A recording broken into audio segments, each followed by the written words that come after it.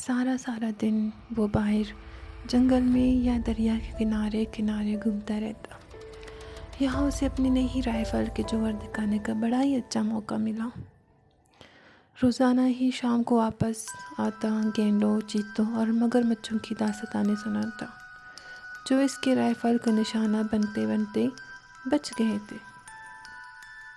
آخر وہ دن بھی آ گیا کہ مجھے مزدوروں اور کولیوں کی لاج معالجے سے فرصت ملی، یعنی وہ ڈاکٹر جس کا انتظار تھا آ گیا تھا۔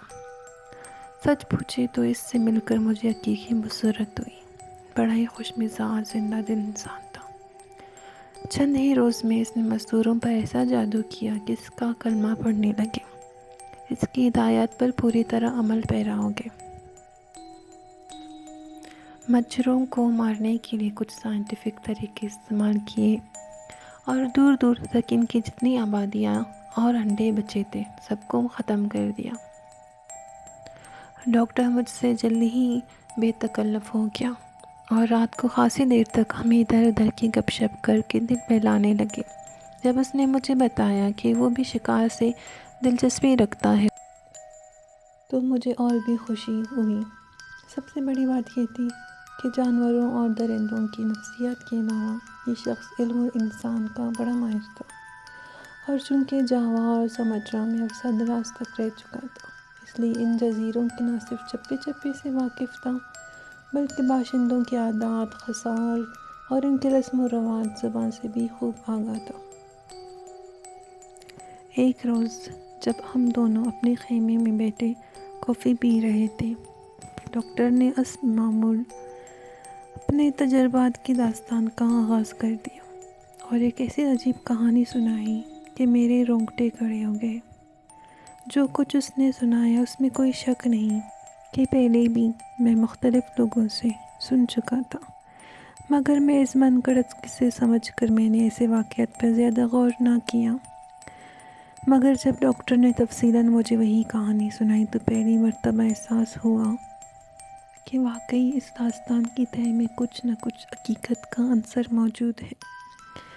قصہ یہ تھا کہ ہنائی کے پہاڑی جنگلوں میں جو کوسوں میلوں پھیلے ہوئے ہیں، ایسا قبیلہ پایا جاتا ہے جو انسانوں کا خون پیتا ہے، گوشت کھاتا ہے۔ اگرچہ اس آدم خور قبیلے کے افراد بہت کم ہیں، لیکن ان کی دہشت اس قدر پھیلی ہوئی ہے کہ کوئی بھی اس طرف جانے کی جرات نہیں کرتا، اور جو بھولا بھٹکا وہاں جاتا ہے کبھی واپس نہیں آتا۔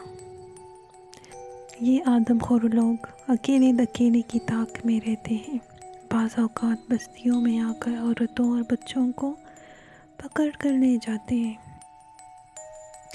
اکثر ایسا ہوتا ہے کہ کوئی آدم خور رات کی تاریکی میں کسی جھونپڑی کے دروازے پر دستک دیتا، اور جو ہی کوئی آدمی یا عورت دروازہ کھولتا تو آدم خور جھپٹ کر اسے پکڑ لیتا۔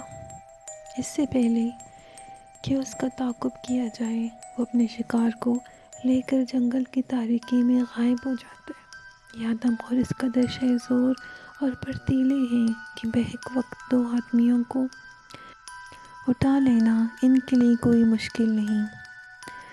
اس موقع پر ڈاکٹر نے جو داستان مجھے سنائی آپ اسی کے الفاظ میں سنیے۔ ڈاکٹر کے الفاظ مزید سننے کے لیے ہمارے چینل کو سبسکرائب کریں۔ شکریہ۔